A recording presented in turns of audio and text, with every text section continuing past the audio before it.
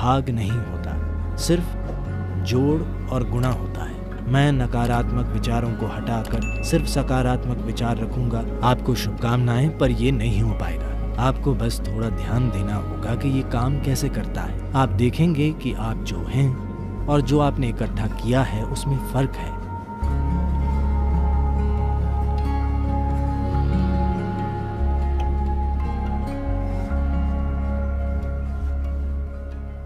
देखिए, जिस तरह ये सवाल पूछा गया है और जैसे इसका आम तौर पर उत्तर दिया जाता है, उससे लोग सोचते हैं कि नकारात्मक और सकारात्मक विचार जैसा कुछ होता है।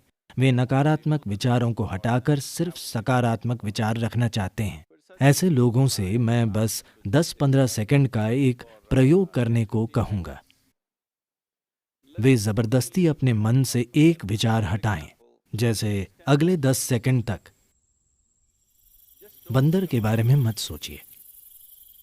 बंदर का विचार न करने की कोशिश करें। आप देखेंगे कि आप बंदरों से भरे हुए हैं। तो मैं कह रहा हूं कि यह आपके मन का स्वभाव है, क्योंकि इस मन में तीनों पेडल रेस बढ़ाने वाले हैं। ब्रेक या क्लच नहीं है। आप जो भी दबाएंगे ये और तेज भागेगा। ऐसे मन के होते हुए नैतिक और धार्मिक शिक्षकों ने सिखाया है कि बुरी चीजों के बारे में मत सोचो। तब से वे हमेशा यही करने लगे। आप मन को ऐसे बिल्कुल नहीं संभाल सकते। इसके लिए आत्मज्ञान जरूरी नहीं है। अगर आप 2 मिनट आंखें बंद करें तो आप जान जाएंगे कि आप इस मन के साथ कोई जबरदस्ती नहीं कर सकते। तो मैं बुरे विचार हटाना चाहता हूं, इस दिशा में कभी मत जाइए, क्योंकि आप जो हटाना चाहेंगे वो आपका गुण बन जाएगा, वो हमेशा हावी रहेगा। तो मुझे क्या करना चाहिए? बात यह है कि मन की बुनियादी प्रक्रिया को समझे बिना, क्योंकि हमारा मन, इंसानी मन, धरती का सबसे जटिल कंप्यूटर है। सभी सुपर कंप्यूटर्स भी इसी से निकले हैं। अब ऐसा है तो क्या ये जरूरी नहीं है कि हम इसके काम करने का तरीका समझें? अगर आप मुझसे पूछें तो इसका एक सरल पहलू ये है कि हमारे मन में कोई घटा और भाग नहीं होता, सिर्फ जोड़ और गुणा होता है। अगर आप इससे कुछ हटाना चाहेंगे तो ये कहेगा एक और। अगर आप बहुत जोर देंगे तो ये कई गुणा हो जाएगा। ऐसे मन में आप अच्छा और बुरा पहचान कर उन्हें हटाने की कोशिश मत कीजिए। सबसे पहले हमें ये समझना होगा This mind of yours, this body of yours is supposed to serve you. कि आपका ये मन और शरीर आपकी सेवा के लिए ही है। आपका जीवन महत्वपूर्ण है। शरीर और मन वे साधन हैं जिन्हें हमारी सेवा करनी चाहिए। अगर आप किसी गाड़ी में बैठें तो उसे वहीं जाना चाहिए जहां आप जाना चाहते हैं। अगर वो अपने हिसाब से चलने लगे तो उसका फायदा क्या है? वो सिर्फ परेशानी होगी। फिलहाल दुर्भाग्य से ज्यादातर मनुष्य इंसानी मन की इस शानदार संभावना को एक परेशानी, एक समस्या की तरह अनुभव कर रहे हैं। ये आपके पास मौजूद सबसे सुंदर चीज है। बस आपको इसके काम करने के तरीके पर थोड़ा ध्यान देना होगा। सबसे पहले यही करना होगा। इसी कारण हम एक सरल सी चीज, ईशा क्रिया लेकर आए। ये आपको आपकी शारीरिक और मानसिक प्रक्रिया से अलग करने के लिए है। आप जैसी एक चीज है जो मौजूद है। ये आपके सभी विचारों और भावनाओं और शारीरिक प्रक्रियाओं का जोड़ नहीं है। आप इन सब से परे हैं। अगर आप अपनी आंखें बंद कर लें तो कुछ नहीं दिखता, पर आप मौजूद होते हैं। आप अपनी आंखों की खिड़की से बाहर देखते हैं, पर आंखें बंद कर लेने पर आपका अस्तित्व खो नहीं जाता। आपका अस्तित्व तब भी होता है।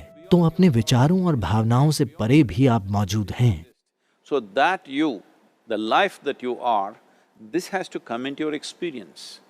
तो जो जीवन आप हैं उसका अनुभव करने की जरूरत है। ऐसा क्यों है कि अपने होने के सबसे महत्वपूर्ण पहलू को आप अपने अनुभव में नहीं आने दे रहे? फिलहाल हमारे जीवन का सबसे महत्वपूर्ण पहलू है कि आप और मैं इस समय जीवित हैं। बस यही है। मैं क्या सोच रहा हूँ, आप क्या सोच रहे हैं, ये महत्वपूर्ण नहीं है। हम इस समय जिंदा हैं, यही महत्वपूर्ण है। तो ये महत्वपूर्ण है कि आप अपने भीतर बुनियादी जीवंतता पर ध्यान केंद्रित करें। तब आप देखेंगे कि आप और आपकी विचार प्रक्रिया के बीच एक दूरी आ गई है। अपनी मानसिक प्रक्रिया और शारीरिक प्रक्रिया से दूरी बना लेना, यही कष्टों का अंत है, क्योंकि इंसान केवल 2 तरह के कष्टों से गुजरता है, शारीरिक कष्ट और मानसिक कष्ट। जब आप खुद के और मन के बीच, खुद के और शरीर के बीच थोड़ी दूरी बना लेते हैं तो ये दुखों का अंत है। इसे हर मनुष्य को जानना और समझना होगा, नहीं तो आप सोचते रहेंगे मैं बुरे विचार हटाकर सिर्फ अच्छे विचार रखूंगा।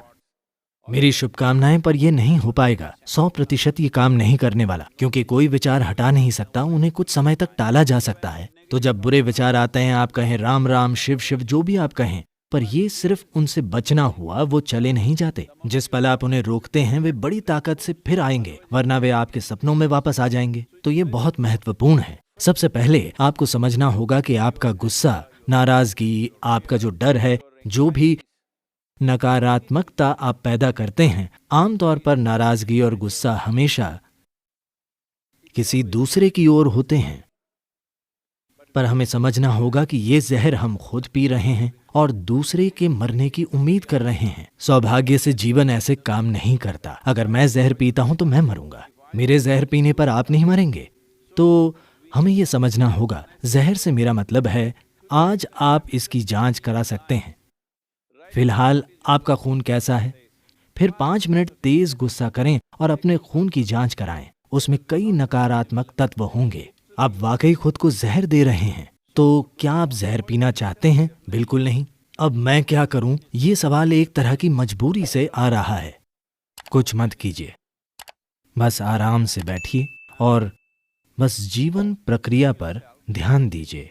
शायद आपके दिल की धड़कन या आपकी सांस, शायद जीवित होने की अनुभूति, आप कितने संवेदनशील या बोध पाने की काबिलियत रखते हैं, उसी के हिसाब से कुछ चीजें, शरीर की कोई संवेदना, आपकी सांसें, दिल की धड़कन या कुछ ऐसा लें जो आपको जीवन का संकेत देता हो।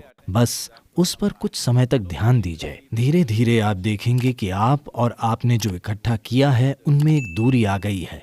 इकट्ठा की गई चीजें हैं आपकी शारीरिक प्रक्रिया और मानसिक संभावना या फिर मानसिक अस्त व्यवस्था।